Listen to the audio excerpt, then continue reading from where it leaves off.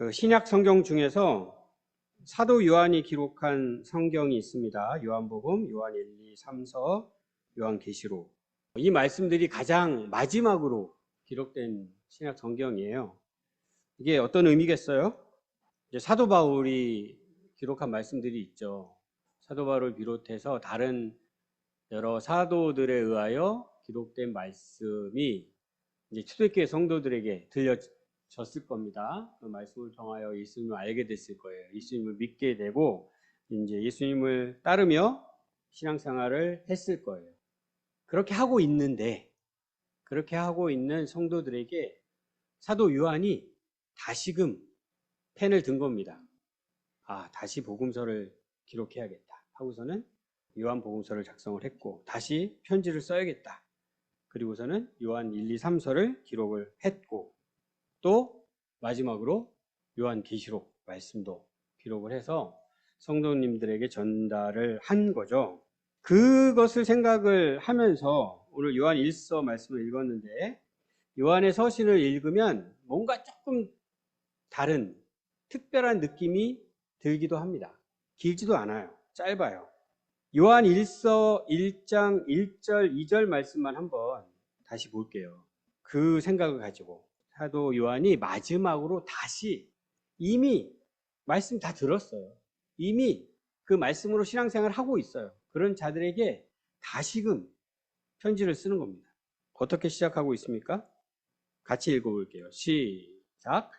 태초부터 있는 생명의 말씀에 관하여는 우리가 들은 바요, 눈으로 본 바요, 자세히 보고 우리의 손으로 만진 바라.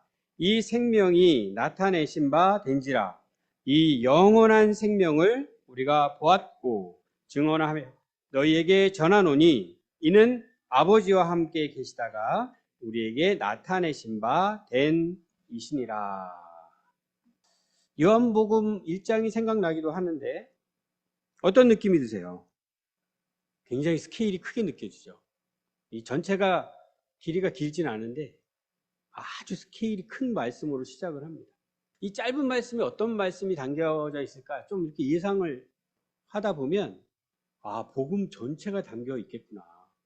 비록 짧지만 이런 예상도 하게 됩니다. 그리고 실제로도 그렇습니다. 요한 1서를 쫙 읽어보면 삼위 하나님이 어떤 분이신지, 우리가 어떻게 구원을 받는지, 그래서 우리가 어떤 존재가 되었는지, 그래서 이제 우리가 어떻게 살아야 하는지, 그 모든 것을 다 담고 있어요. 그 가운데 2장 1절 말씀을 한번 볼게요. 2장 1절 말씀, 오늘 읽은 말씀의 앞부분에 있는 말씀인데 이런 말씀을 주고 있습니다. 나의 자녀들아, 내가 이것을 너희에게 씀은 너희로 죄를 범하지 않게 하려 함이라. 이 목적을 가지고 쓴 거예요. 죄를 범하지 않게 하려. 3절은요. 우리가 그의 계명을 지키면 이로써 우리가 그를 아는 줄로 알 것이요. 어떤 목적이요? 계명을 지키게 하려고. 5절은요. 누구든지 그의 말씀을 지키는 자는 하나님의 사랑이 참으로 그 속에서 온전하게 되었나니. 말씀을 지키게 하려고. 10절은요. 그의 형제를 사랑하는 자는 빛 가운데 거하여 자기 속에 거리낌이 없으나. 형제를 사랑하게 하려고. 이 짧지만 스케일은 엄청난 이 말씀을 사도 요한이 다시금 이미 말씀을 다 듣고 그 말씀에 의지하여 신앙생활을 하고 있는 성도들에게 쓴 이유입니다. 1장 5절에서는 하나님은 빛이시다 이렇게 말씀하셔요. 과거에 우리는 어둠이었어요. 어둠에 속한 자였어요. 그런데 하나님은 빛이시고요. 우리는 이제 빛 가운데 거하는 자가 되었습니다. 또 어떤 말씀 기억나세요? 우리는 세상의 빛입니다. 우리가 어떠한 자가 되었다라는 말씀을 해주시면서 이제 우리는 어떻게 살아야 하는지에 관한 말씀을 주시는 거예요. 과거에는 어두컴컴한 곳에 있었지만 이제는 우리가 눈을 떴습니다. 이제는 진리를 알게 되었습니다. 빛 가운데 거합니다. 진리는 무엇을 위하여 행사한다고 했어요? 자유를 행사하는데 사랑을 위해서. 사랑은 더 이상 의무감으로 하는 것이 아닙니다. 아직까지 사랑을 간신히 억지로 하고 계십니까? 그게 아니래요. 사랑은 자유롭게 사랑하는 것이라고 했어요. 그런데 여기서는 형제를 사랑하라, 형제를 사랑하기 위하여 내가 이 말씀을 기록하고 있다, 이렇게 말씀을 주셔요.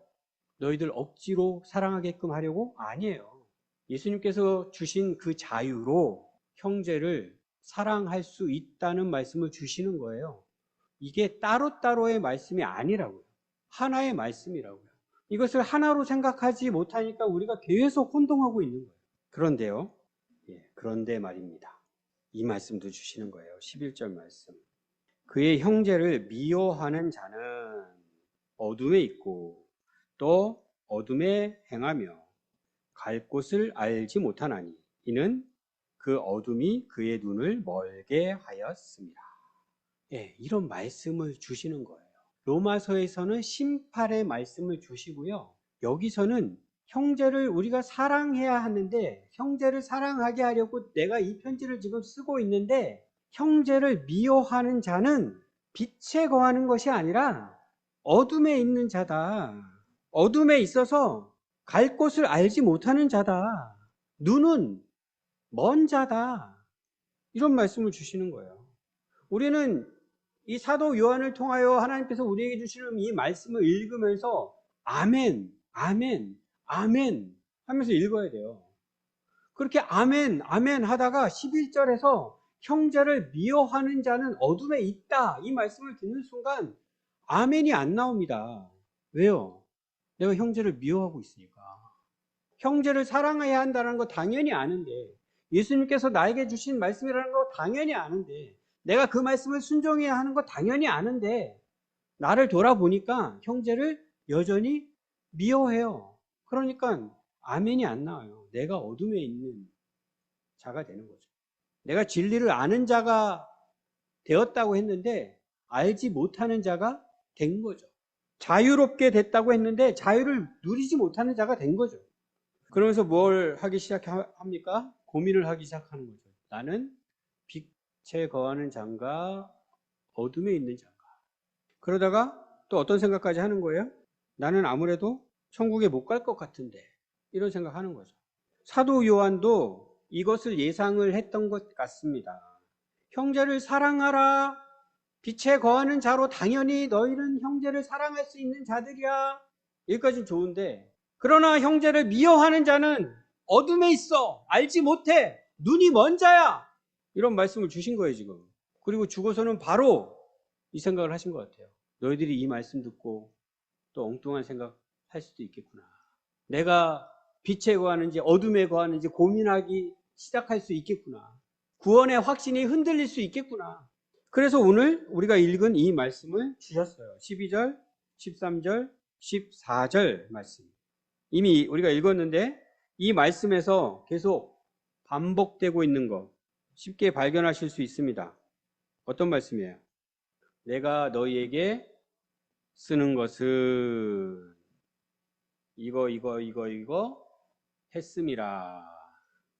내가 쓰는 게 뭐다 이런 말씀이 아니고요.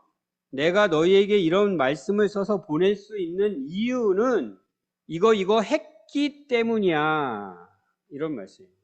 형제를 사랑하라 라는 겉면의 말씀을 줄 수 있는 이유도 너희가 이러했기 때문이고, 형제를 미워하는 자는 어둠에 있다라는 말씀까지 할 수 있는 이유는 너희가 이거 했기 때문이야. 오늘 읽은 본문 다음에 이어지는 말씀에서도 이런 말씀을 주셔요. 이 세상이나 세상에 있는 것들을 사랑하지 말라. 앞에서는 형제를 사랑하라 얘기를 했는데 여기서는 세상 사랑하지 말라. 세상에 있는 거 사랑하지 말라. 그러면서 뭐라고 하셔요? 누구든지 세상을 사랑하면 아버지의 사랑이 그 안에 있지 아니하니. 이 말씀 들으면서 나 세상 사랑하는데, 나 세상에 있는 거 사랑하는데, 어라? 아버지의 사랑이 없다고? 이런 생각하게 될까봐 이런 말씀 내가 써서 보낼 수 있는 이유는 이런 거 했기 때문이야 라고 12절, 13절, 14절 말씀을 보내고 있는 겁니다. 우리도 마찬가지. 한 주는 심판에 관한 말씀을 듣고 한 주는 자유에 관한 말씀을 듣고 여기서 계속 그렇게 혼동스러워하고 있는 우리에게 꼭 필요한 말씀이라는 생각이 들어서 오늘 이 말씀을 준비했어요. 주일 예배 때 말씀 듣습니다. 수요 기도회 때도 말씀 듣습니다. 매일매일 말씀을 펴서 읽고 묵상합니다. 그렇게 하나님의 말씀을 우리는 읽고 듣습니다. 그때마다 어떻게 해야 된다고요? 아멘. 아멘. 어떤 말씀도 형제를 사랑하지 않는 자는 어둠에 있다. 아멘. 세상을 사랑하는 자는 하나님의 사랑이 없다. 아멘. 그 안에서 갈팡질팡할 게 아니라, 그 안에서 고민할 게 아니라, 그 안에서 나는 지금 죽으면 지옥 갈 것 같아 이런 생각하는 게 아니라 아멘. 왜요? 오늘 주신 이 말씀 때문에 12절, 13절, 14절 말씀 때문에 그 이유를 확인을 해 보도록 하겠습니다. 12절 말씀 다시 볼게요. 시작. 자녀들아 내가 너희에게 쓰는 것은 너희 죄가 그의 이름으로 말미암아 사함을 받았으며. 오늘 본문에서 이 편지를 받아볼 성도들을 향하여 여러 가지 호칭을 사용하고 있어요. 여기서는 자녀들, 뒤에서는 아비들, 청년들, 아이들 이렇게 구분해서 부르고 있는데 일단은 12절에 있는 자녀라는 호칭에 대해서 잠깐 생각을 해 보겠습니다. 이것이 이제 말씀 미리 읽어보신 분들은 그런 생각 하셨을 수도 있겠는데 이게 반복이 되고 있잖아요. 지금 아비들, 청년들 반복이 되고 있고 아이들이 나오기는 하는데 위에 자녀들이 나오는 걸 보면 이 아이들, 자녀들이 또 반복해서 쓴 건가? 이렇게 생각을 하실 수 있어요. 그리고 그렇게 말씀하시는 분들도 있습니다. 그런데 헬라어 원문을 찾아보면 성경에 자녀들이라는 말이 많아요. 자녀라는 말이 하나님의 자녀, 그렇죠? 많잖아요. 근데 그 자녀랑 다른 단어예요. 우리말은 같이 번역을 했는데 다른 단어고 이 단어는 유독 요한만 씁니다. 다른 사도들은 사용하지 않는 단어예요. 이 말을 누가 제일 먼저 썼느냐 하면 예수님께서 제일 먼저 쓰셨어요. 예수님께서 쓰셨는데 왜 다른 사도들은 안 썼지? 예, 왜 안 썼는지는 저는 모르겠는데 요한복음에서 이 말을 썼습니다. 그런데 거기는 자녀들이라고 번역이 안 되어 있어요. 작은 자들아 이렇게 번역이 되어 있어요. 예수님이 제자들을 향하여 작은 자들아. 그러니까 말이라는 게 그래요. 성경을 우리가 번역해서 읽지만 당시에 어떤 느낌으로 이 단어를 사용했는지는 바로바로 알기가 어려울 때가 있어요. 작은 자들아. 무슨 말일까? 옛날에 개역 한글 성경에서는 소자들아. 좀 익숙하죠? 소자들아. 이렇게 번역된 단어예요. 지금은 사도 요한이 이 편지를 받아볼 성도들을 향하여 자녀들아. 어떤 의미의 단어겠습니까? 하나님의 자녀 할 때 그런 느낌이 아니에요. 말씀을 지금 전하는 자가, 그리고 말씀을 전하는 자가 보통 분이 아니죠. 사도 요한이에요. 사도 요한도 젊었을 때 사도 요한이 아니에요. 다른 사도들이 지금 다 죽었어요. 없어요. 유일하게 남아있는 사도예요. 아주 나이 많은 그 어른이 그 말씀을 들어야 할, 이 말씀을 읽어야 할 그 성도들을 생각하면서 그들을 너무나 사랑해요. 너무나 사랑하는 그들을 향하여 부를 때 쓰는 말입니다. 우리말로는 뭘로 바꿔야 될지 잘 모르겠어요. 너무나 사랑스럽게. 손주들이 막 모여있을 때 할아버지가 그 아이들을 향하여 사랑스러운 목소리로 부를 때 쓸 수 있는 말, 그런 말입니다. 그러니까 이 말씀은 누구에게 주시는 말씀이에요? 우리에게 주시는 말씀이에요. 우리를 사랑하는 분이 우리를 위해서 지금 말씀하시려고 우리를 부르고 있는 겁니다. 그 생각을 하면서 이 말씀을 읽으셔야 돼요. 자, 12절 다시 한 번만 읽겠습니다. 시작. 자녀들아 내가 너희에게 쓰는 것은 너희 죄가 그의 이름으로 말미암아 사함을 받았으며. 사도 요한이 지금 이제까지의 말씀을 이렇게 써서 너희에게 보낼 수 있는 이유, 형제를 사랑하라고 그 말씀을 전할 수 있는 이유, 특히 형제를 사랑하지 않을 때는 어둠에 있는 자야 라는 이 무시무시한 말씀을 써서 보낼 수 있는 이유, 그 이유가 뭐라고요? 너희의 죄가 그의 이름으로 말미암아 사함을 받았기 때문이야. 이 말씀을 주시는 거예요. 우리가 고민하고 걱정하고 염려할 때마다 이 말씀을 다시 주시고 싶으신 거예요. 걱정하지 말라고, 염려하지 말라고, 너희의 죄의 문제 때문에 씨름하지 말라고. 왜요? 그의 이름으로 사함을 받았어. 누구의 이름이요? 예수 그리스도의 이름으로 사함을 받았어. 그래서 심판의 말씀을 들을 때도 우리는 아멘 할 수 있는 거예요. 혹시나 내가 그 심판의 자리에 서게 될까봐 두려워 떨 게 아니라 아멘, 아멘. 당연합니다, 하나님. 공의의 하나님, 죄를 너무나 미워하시는 하나님, 마땅하십니다. 심판하셔야 합니다. 아멘. 우리는 그렇게 말씀을 들어야 할 자들인 거예요. 왜요? 예수님이 우리의 죄의 문제를 해결해 주셨기 때문에. 이 이유가 없다면 사도 요한이 이 편지를 쓸 수 없다는 거예요. 써서 보낼 수 없다는 거예요. 막 열심히 편지를 쓰고 있어요. 근데 편지를 받아볼 생각을 잠깐 생각을 딱 해봤더니 저런. 예수님을 안 믿네? 예수님을 모르네? 구원받지 못한 자네? 그들을 향해서는 형제를 사랑하라 라는 말씀을 전할 수가 없어요. 애초에 뒤에 말씀은 전할 수 있겠네요. 형제를 사랑하지 않는 자는 어둠에 있다. 그 말씀을 전할 수 있겠네요. 너희는 어둠에 있는 자다. 이 말씀은 우리에게 주시는 겁니다. 우리에게. 이미 예수 그리스도의 이름으로 말미암아 죄사함을 받은 우리에게 주시는 말씀이에요. 내가 자꾸 예수님과 상관없는 자가 돼서 이 말씀을 읽으시면 안 됩니다. 형제를 위하는 자는 어둠에 있다. 세상을 사랑하면 아버지의 사랑이 그 안에 있지 않다. 이런 말씀을 우리가 아멘으로 들을 수 있는 이유입니다. 혹시 이렇게 생각하세요? 사도 요한이 이 편지를 받는 사람들을 생각하면서 이놈들이 믿음이 흔들리네. 이놈들이 제사함을 받지 못할 것 같네. 야, 너희들 그따위로 하면 제사함 받지 못해. 내가 형제를 사랑하라고 했잖아. 그런데도 형제를 미워한다고? 그렇게 신앙생활 계속 해봐라. 너희들이 빛 가운데 거할 수가 있나? 너희들은 어둠의 자식들이야. 정신 차려. 명심해. 이런 생각을 가지고 이 말씀을 기록했을 것 같으십니까?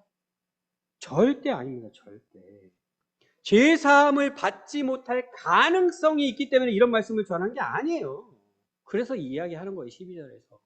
내가 이렇게 쓸 수 있는 이유는 너희는 죄사함을 받은 자들이기 때문에 내가 이렇게 쓸 수 있는 거야. 왜요? 형제를 미워하는 자는 어찌어찌 된다. 그 말씀 들으면서 나 오늘도 형제를 미워했는데 어떡하나 그러고 있을까 봐. 아니야. 그러라고 내가 그 말씀을 전한 게 아니야. 너희는 죄사함을 받았어. 죄사함을 받은 문제를 의심하지 마. 여기서 처음 주시는 말씀도 아니에요. 2장 1절, 우리 아까는 그냥 건너뛰면서 읽었는데 2장 1절, 2절 말씀을 다시 한번 읽어보겠습니다. 나의 자녀들아, 내가 이것을 너희에게 쓰면 너희로 죄를 범하지 않게 하려 함이라. 이렇게 이유를 얘기했는데 그 말씀을 하자마자 이렇게 말씀하십니다. 만일 누가 죄를 범하여도 죄를 범하지 않게끔 하려고 이 말씀을 지금 쓰고 있는데 그 말씀 하자마자 이렇게 말씀하십니다. 만일 누가 죄를 범해도 무슨 말씀이요? 아버지 앞에서 우리에게 대언 자가 있으니 곧 의로우신 예수 그리스도시라. 그는 우리 죄를 위한 화목 제물이니 우리만 위할 뿐 아니요 온 세상의 죄를 위하심이라. 히브리서에서 계속 생각했잖아요. 그래서 예수님만 바라보면 된다고 정말 오랫동안 생각했잖아요. 근데 다 잊어버리셨어요? 아무 소용이 없어요? 예수님이? 아직도 부족해요? 예수님만으로는 충분하지 않아요? 내가 뭔가를 더 해야 돼요, 거기에? 내가 더하지 못함으로 인하여 실패해요, 내가? 하나님이 나를 구원하실 수 없어요? 나 때문에? 아니라고요. 우리가 받은 구원은 그런 구원이 아니에요. 이 말씀을 우리가 들어야 되는 거 맞습니다. 죄를 범하면 안 돼. 죄 범하지 마라. 이런 말씀 우리가 들어야 되는 거 맞아요. 들어야죠, 당연히. 그런데 사도 요한은 곧바로 우리가 엉뚱한 생각할까봐 만일 누가 죄를 범하여도 라는, 우리가 또 죄를 범하는 것에 대하여 말씀을 해주십니다. 이렇게 사도가 말씀을 전하는 게 이상하십니까? 도대체 왜 굳이 죄 범하지 말라는 말씀하시면서 그거 군더더기 같은 말씀을 왜 더해? 쓸데없이 엉뚱한 생각하게. 그러면 죄를 더 범할 거 아니야. 이런 생각 드세요? 죄를 범하지 말아라. 계명을 지켜야 돼. 서로 사랑해야 돼. 형제를 사랑해라. 이런 말씀 주실 때는 그런 소리 일체하지 마시고 더 강력한 목소리로 분위기 잡고 엄숙하게 말씀하셔야지. 그러지 않아도 날마다 죄를 짓는 자들인데 이렇게 풀어져 버리면 어떻게 감당하시려고 이런 생각하십니까? 어떠세요? 사도 요한이 1절에 앞에 말씀만 해야 성도들이 신앙생활을 잘 할 수 있게 될 것 같으세요? 뒤에 말씀을 쓸데없이 군더더기처럼 붙여가지고 성도님들이 해이해질 것 같으세요? 사도 요한은 그렇게 생각하지 않았습니다. 죄를 범하지 않게 하려는 거야 라고 말씀하시고 곧바로 그렇다 할지라도 만일 네가 죄를 범하면 예수님께서 계셔. 예수님께서 그 죄를 사해 주셔. 이 말씀 덧붙였고요. 형제를 사랑하지 않는 자는 어둠에 있어. 말씀하자마자 내가 이렇게 쓸 수 있는 이유는 너희 죄가 예수 그리스도로 말미암아 예수 그리스도의 이름으로 말미암아 사함 받았기 때문이야. 이렇게 말씀해 주시는 겁니다. 우리는 어때요? 계속 고민하고 있지 않으세요? 말씀 들을 때마다 여전히 내가 어둠에 있구나. 어둠 가운데 헤매고 있구나. 언제 나는 빛으로 옮겨갈 수 있나? 아니라는 겁니다. 죄의 사함을 받기 위해 내가 할 수 있는 것은 아무것도 없어요. 늘 우리가 그렇게 고민하는 이유는 나를 보기 때문에. 나를 보면 답이 없죠. 내가 뭐길래 내가 용서함을 받고, 내가 뭐길래 하나님의 자녀가 되고, 내가 뭐길래 하나님 나라에 들어갈 수 있어요, 제가. 절대로 못 들어갑니다, 절대로.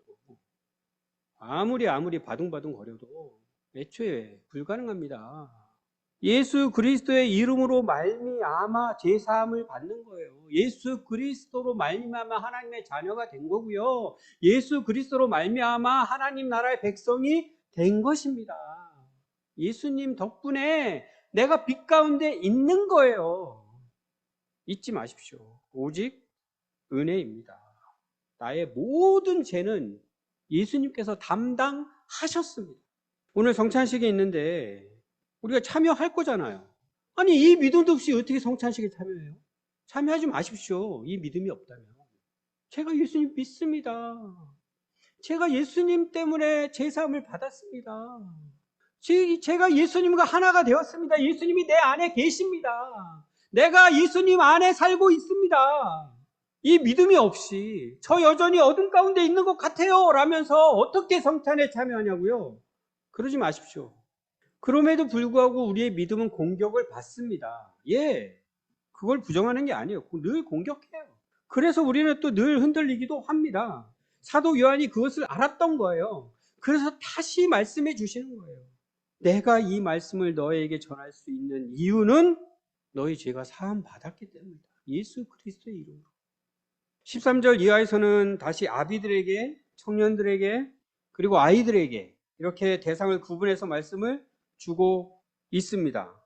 그렇다고 나는 어디에 속하나 딱 하나 정하고 그들에게 이야기하는 말씀만 나에게 주시는 말씀으로 듣고 이렇게 할 필요는 없습니다. 우리 모두에게 주시는 말씀으로 들으시면 돼요. 다만 이렇게 구별하시는 이유는 있겠죠. 그 이유도 같이 생각하면서 이 말씀을 들으시면 좋을 것 같은데 저는 반대로 아이들에게 주시는 말씀부터 볼게요. 14절에 있습니다. 같이 읽어보겠습니다. 시작.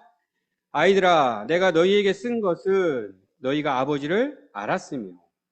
아이들에게 주시는 말씀은 아주 심플합니다. 아비들과 청년들에게 주시는 말씀은 2번 반복해야 하고 있는데 아이들에게 주시는 말씀은 이게 답니다. 너희가 아버지를 알았으며. 아이들이지만 사도 요한은 아이들에게도 말씀하십니다. 복잡하고 어려운 말씀을 하려고 하시는 게 아닌 것 같아요. 딱 하나, 이것만 말씀하십니다. 너희가 아버지를 알았습니다. 그런데 단순한 것 같지만 어마어마한 말씀입니다. 아이들이 아버지를 알았대요. 인우가 지금 두 돌 앞두고 있는데 보니까 아빠를 아는 것 같아요. 전에는 몰랐었던 것 같은데 이제는 아빠를 아는 것 같아요. 그런데 은총이가 아빠를 아는 것만큼 알겠어요? 모르죠. 아버지가 어떤 존재라는 거 모르죠. 그 모습을 보면서 그 모습을 띄는 사람을 보면 내가 아빠라고 부를 수 있다라는 사실을 안 것 같아요. 그래서 아빠. 내가 힘들고 안 좋은 일이 생겼을 때 그분이 계시면 나를 도와줄 수 있는 분이라는 건 아는 것 같아요. 그래서 울면서 아빠.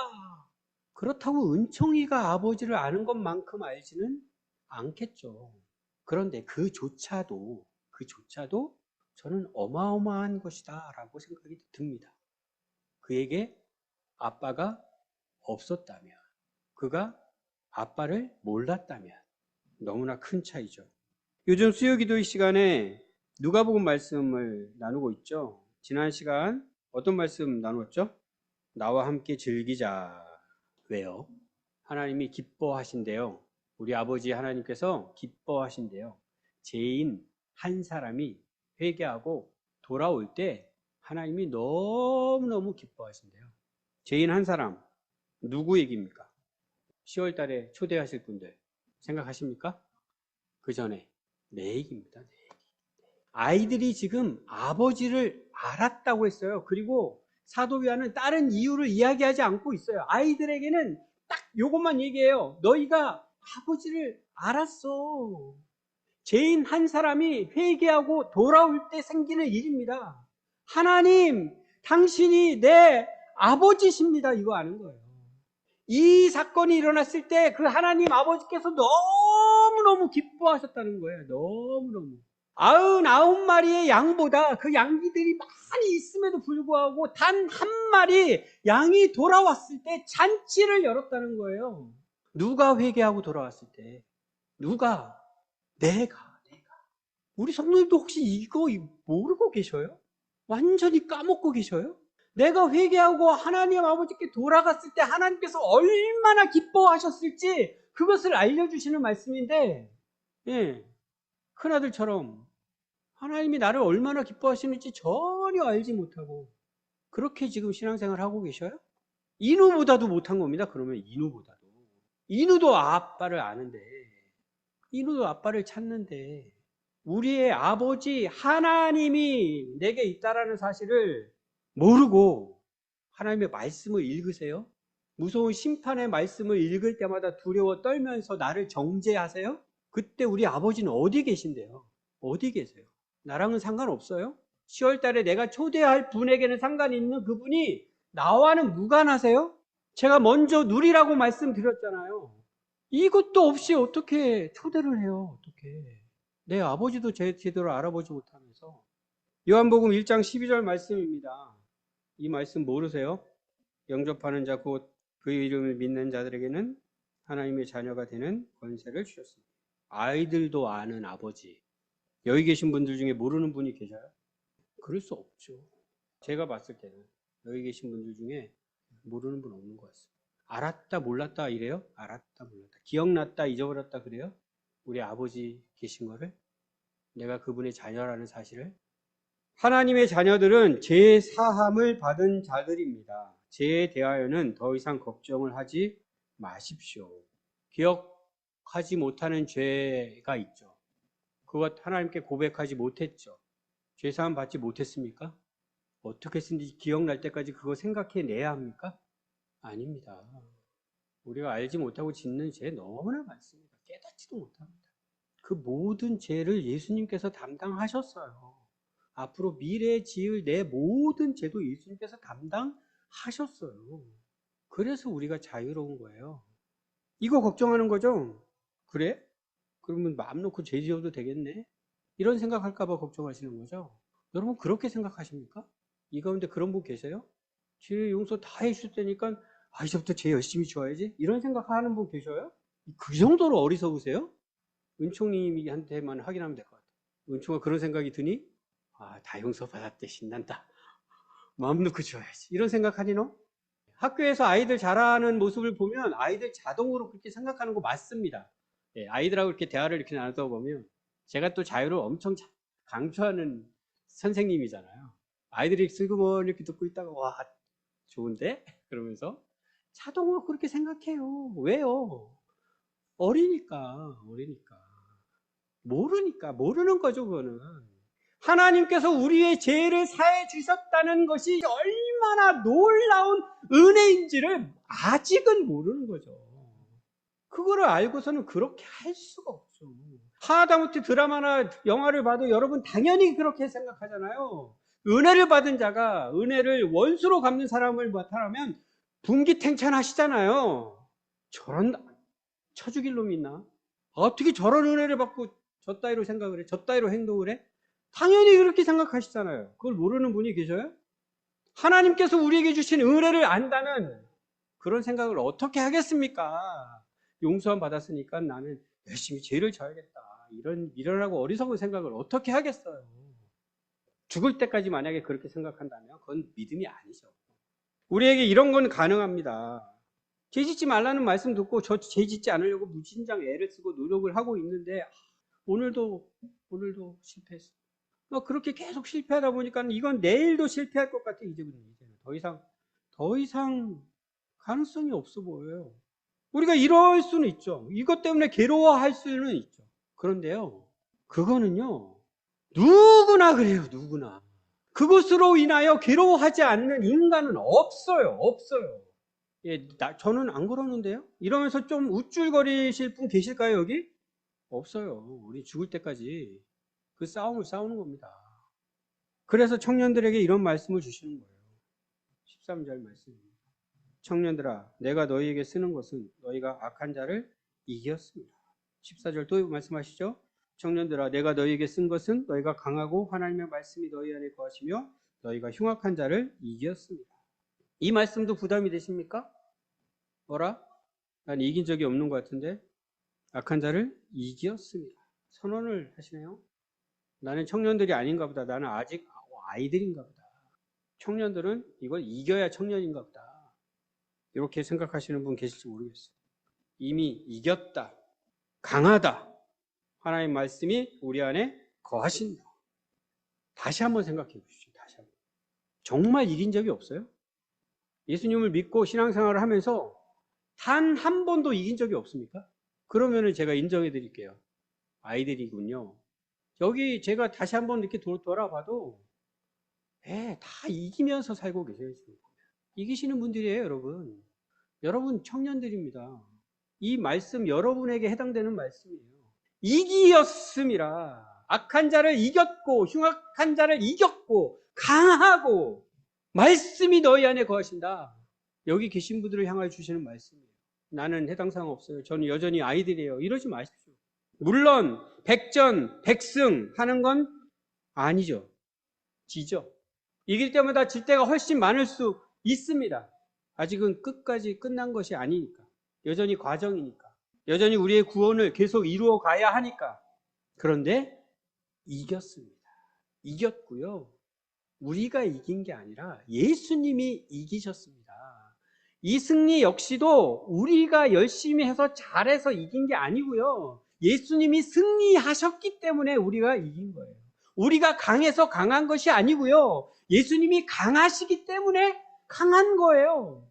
단 한 번만 이긴 경험을 하셨다 하더라도 나로 인한 것이 아니라 예수님으로 인하여 예수 그리스도의 이름으로 말미암아 내가 승리할 수 있었다라는 사실, 그 사실을 붙잡을 수 있어야 합니다. 지금 아마 치열하게 지금 싸우고 계실 거예요. 우리 성도님들 보면 우리 삶의 현장 가운데 아주 치열하게 지금 싸우고 계셔요. 왜요? 네, 청년들에 속해 있기 때문에. 청년들입니다. 그 싸움을 해야 하는 시절을 지금 살고 계셔요. 오늘 말씀 기억하셔야 합니다. 형제를 사랑하라 했는데 형제를 사랑하지 못하고 미워해요. 그 상황에서 다시금 형제를 사랑하려고 치열한 싸움을 싸우고 계실 때, 세상을 사랑하지 말라 했는데 다시 세상을 사랑하게 돼요. 더 이상 세상을 사랑하지 않으려고 바둥바둥 싸우고 계실 때 이 말씀 기억하십시오. 너희가 이기었음이라. 나로 인하여 아니고 예수 그리스도로 말미암아. 아이들이 알고 있는 거, 하나님이 우리 아버지시니까. 그걸 자꾸 잊어버리는 거죠. 갓난 아기가, 이제 2돌 된 아이가 아빠를 아는 것만, 그것만큼만 알아도 문제가 되지 않아요. 우리가 더 아버지를 아는 게 좋아요. 그래서 점점 더 아버지를 알아가야 되는 거 맞아요. 그런데 2돌 아기가 아빠를 아는 것만큼만 알아도 문제가 안 돼요. 그 아기에게는. 그 아버지가 우리에게 계신 거예요. 우리 아버지예요. 우리 아버지. 그분이. 모르셔요? 아시잖아요. 그분 우리가 알고 있고요. 그 아버지께서 보내주신 예수 그리스도로 말미암아 우리가 이겼어요. 이게 우리의 믿음입니다. 이 믿음으로 사는 거예요. 실제로는 어떻게 그것이 가능하냐? 말씀이 우리 안에 거한대요. 말씀. 이거 확인해 보시면 됩니다. 말씀이 내 안에 거하나? 내 그 치열한 싸움의 현장에서 말씀이 내 안에 거하나? 말씀이 거하는 게 확인되면 게임 끝입니다. 게임 끝이에요. 오늘 아침에도 우리 예배팀하고 같이 그 말씀 나눴는데, 마귀가 예수님 시험하러 오잖아요. 어떻게 끝내세요? 말씀으로 끝내십니다. 그냥. 말씀으로 끝나요. 내 안에 말씀이 없습니까? 여기 계신 분들 중에 그런 분 계세요? 제 안에는 말씀이 1.1핵도 없습니다. 이런 분 계세요? 그래서 우리가 이겼어요. 그래서 이긴 거예요. 말씀으로 끝납니다. 승부는. 그 말씀을 통하여 내 안에 이미 와 계신 성령 하나님께서 역사하십니다. 자유를 누릴 때 어떻게 하라고요? 진리로 성령의 인도하심을 받고 우리가 기도하는 이유입니다. 아버지 부르며 기도하는 이유입니다. 내 안에 계신 성령 하나님의 그 역사하심을 소망하면서 날마다 일하실 것입니다. 나와 함께 날마다 매 순간순간 그 치열한 싸움의 현장에서 일하실 것입니다. 반드시 승리합니다. 이것이 이겼느냐 졌느냐 이거 판단도 우리가 잘 못해요. 제가 보기엔 그래요. 내가 원하는 대로 결과가 떨어져야 승리했다고 우리는 자꾸 착각하는데 그것도 아니라고 말씀을 통해서 우리에게 계속 알려주잖아요. 계속. 아니라고. 요새 박명희 집사님이 잠언 말씀 가지고 주보에 계속 싣고 계시는데 거기서도 계속 확인해 보십시오. 하나님께서 어떻게 일하고 계시나. 내 생각 아니라니까요. 내 생각. 내 계획 아닙니다. 내가 그려놓은 그림 아닙니다. 그릴 수는 있어요. 그리고 하나님 앞에 나아갑니다. 아버지께 기도합니다. 기다리면서. 아버지의 그림을 기다리면서. 그 아버지의 인도하심을 기다리면서. 그러니까 지금 현실은 내가 원하는 대로 되는 게 하나도 없을 수도 있어요. 그래도 승리한다니까요, 우리는. 그래도. 반드시. 어리면 어린 대로, 장성한 자면 장성한 대로 그 싸움에서 우리를 이기게 하십니다. 그것을 위해 예수님께서 승리하셨습니다. 마지막으로 이제 아비들에게 주시는 말씀 볼게요. 13절에 있습니다. 아비들아, 내가 너희에게 쓰는 것은 너희가 태초부터 계신 이를 알았으며. 이 말씀을 제가 생각하면서 다시 아비들에게 너희가 알았기 때문에 내가 이 말씀을 쓰는 거다. 이런 말씀을 하시는데 제가 그래서 제목을 태초부터 계신 아버지라고 정했어요. 사실은 태초부터 계신 이 요한일서 1장 1절에 보면은 태초부터 있는 생명의 말씀이라는 표현이 나와요. 그리고 말씀이 오신 거죠. 예수님이죠. 그 태초부터 계신 이는 1차적으로 예수님입니다. 그러나 우리 아버지 하나님도 태초부터 계셨고요. 성령 하나님도 태초부터 계셨습니다. 삼위 하나님께서 태초부터 계신 분입니다. 그런데 왜 이런 표현을 썼을까? 아비들에게는 아까 드린 말씀이에요. 아이들이 아버지를 아는 것과 아비들이 아버지를 아는 것에는 어마어마한 차이가 있을 겁니다. 그 표현을 이렇게 한 게 아닌가 이런 생각이 들어요. 태초부터 계신 이를 안다. 아비들은. 태초부터 계신 이를 아십니까? 우리 성도님들. 우리가 과연 태초부터 계신 분을 알 수 있을까요? 창세기 1장 1절 말씀을 읽으면서 알게 되는 그 하나님을 우리가 진짜 알 수 있을까요? 그분이 어떤 분이신지. 이 세상을 만드신 분이라는 이 수식어를 사용해서 그 하나님을 묘사하고는 있지만 진짜로 그분을 우리가 알고 있을까요? 그분이 어떤 분인지. 아이들이 아버지를 안다는 사실도 어마어마한 사실이지만 아비들이 이 태초부터 계신 이를 안다는 것은 정말 이거는 어떻게 측정이 안 되는 표현 같아요. 다시 한번 생각해 보겠습니다. 우리는 예수님을 믿고 하나님의 자녀가 되었습니다. 우리가 믿는 예수님 얼마나 알고 있습니까? 가만히 생각해 보십시오. 내가 이제까지 듣고 배워서 알게 된 예수님, 정말 내가 그 예수님을 알고 있나? 2000년 전에 오셨어요. 상상을 하려고 해도 잘 상상이 안 돼요. 사형수로 죽으셨어요. 그리고 부활하셨어요. 그 예수님을 내가 믿고 있어요. 세상 사람들은 거짓말이라고 해요. 그 예수님을 내가 믿고 있어요. 우리 청년들 특히 다시 한번 생각해 보십시오. 다시 한번 객관적으로 생각해 보십시오. 2000년 전에 오신 그 예수님을 내가 믿나? 날 위해 죽으셨고 나를 위해 다시 사셨다는 그 예수님을 내가 믿나? 냉정하게. 세상은 조롱합니다. 어리석다고 하고요. 나약하다고 합니다. 그저 의지할 때 찾기 위해서 그렇게 만들어 놓은 이야기 믿고 신앙생활 한다고 해요. 청년들은 그런 사람들 계속 만날 거예요. 이제 내가 예수님을 믿습니까? 2000년 전에 오신 분을 믿어요? 믿는다면 그 믿음이 기적이에요. 기적. 그 믿음이 기적이에요. 10월 달에 우리가 사랑하는 가족들을 초대하려고 하고 있잖아요. 예, 도대체 안 믿죠. 도대체. 이 믿음이 기적입니다. 미라클이 일어난 거예요. 나에게. 아이들이 아버지를 아는 것은 기적입니다. 기적. 이미 기적이 일어나는 거예요. 2000년 전 얘기를 했는데 태초부터 계신 이를 우리가 지금 안다고 했어요. 태초. 거기까지 가야 돼요. 지금. 2000년 전까지 가기도 힘든데 거기를 거슬러 더 올라가야 돼요. 옛날에는 성경의 역사 6000년이라고 생각했어요. 지구의 역사가 6000년이에요. 지금도 그렇게 믿는 분들이 계셔요. 6000년 아닌 것 같아요. 저는. 훨씬 더 오래전일 것 같아요. 그까지 가야 돼요. 그까지. 태초부터 계신 이를 알기 위해서는 우리가 거기까지 가야 돼요. 그분을 정말 우리가 알 수 있어요. 그런데 아비들은 알았대요. 아비들은.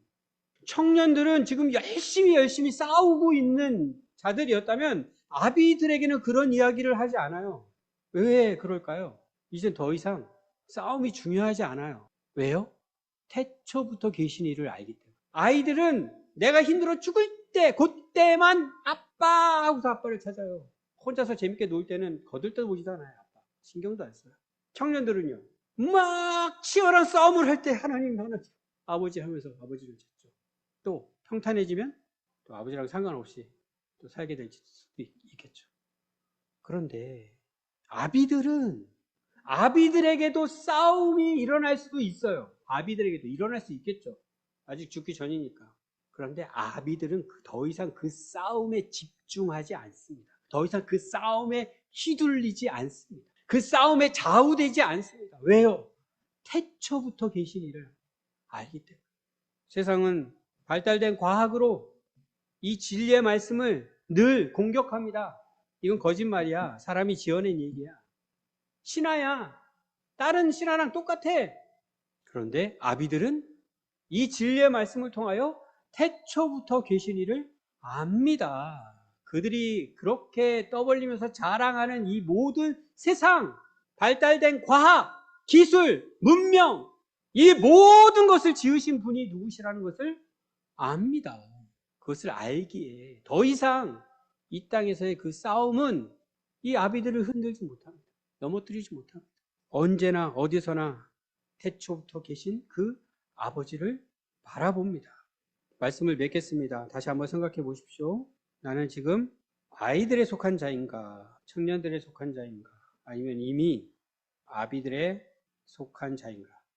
다른 사람들이 회개하고 돌아오는 것 신경 쓰기 이전에 먼저 내가 회개하고 돌아온 이 사실, 아버지께 돌아온 사실, 하나님을 아버지라고 부를 수 있게 된 이 사실, 이것에 주목을 했으면 좋겠어요. 하나님이 얼마나 기뻐하시고, 하나님이 나를 얼마나 기뻐하시고, 내가 아버지를 부를 때마다 하나님이 얼마나 기뻐하시나. 내가 또 죄를 짓고 죄를 다시 미워하면서 회개하면서 돌이키려고 할 때마다 하나님께서 얼마나 기뻐하시나. 이건 진행형입니다. 끝난 게 아니에요. 우리가 하나님께 돌아가는 것은 끝난 게 아니에요. 또 가고 계속 가는 겁니다. 언제까지요? 태초에 계신 이를 알 때까지. 태초부터 계셨던 그 아버지를 알 때까지 어떤 상황에서도 하나님께서 우리의 아버지 되신다는 이 사실을 잊지 않으시기를 바랍니다. 예수 그리스도로 말미암아 승리할 수 있다는 사실 잊지 마시기 바랍니다. 우리는 그냥 아이들의 머물러 있는 자들이 아닙니다. 하나님이 우리를 자라게 하십니다. 청년으로 자라게 하시고 또 아비들로 자라게 하십니다.